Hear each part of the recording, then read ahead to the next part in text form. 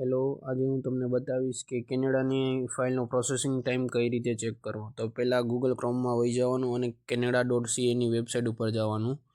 પછી આ ઇમિગ્રેશન અને સિટીઝનશીપવાળી લિંક ઉપર ક્લિક કરવાનું.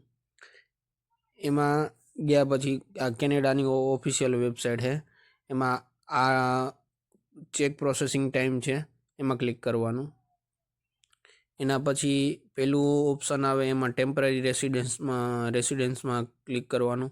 પછી વર્ક પરમિટ ફ્રોમ આઉટસાઇડ કેનેડામાં ક્લિક કરવાનું. એના પછી કન્ટ્રી સિલેક્ટ કરવાની, જેમ કે આપણી ઇન્ડિયા છે તો અહીંથી સ્ક્રોલ કરીને નીચે ઇન્ડિયા ક્લિક કરવાનું. ગેટ પ્રોસેસિંગ ટાઈમમાં કરી દેવાનું. જો આપણને બતાવી દીધો 27 વીકનો ટાઈમ છે, નવેમ્બર 19નો. આ દર વીકે આ ટાઈમ છે એની જે પ્રોસેસિંગ ટાઈમ હોય એ રીતે ચેન્જ થયા કરે. એના પછી આપણે જઈએ સ્ટડી પરમિટ ઉપર. તો આપણે અહીંયા સ્ટડી પરમિટ સિલેક્ટ કરી લીધું. એના પછી નીચે જઈએ કન્ટ્રી સિલેક્ટ કરવાનું આવ્યું. એમાં નીચે આપણે કરીએ ઇન્ડિયા, એમાં ક્લિક કરીએ. એમાં નવેમ્બર 19નો ટાઈમ પ્રોસેસિંગ ટાઈમ છે 3 વીક.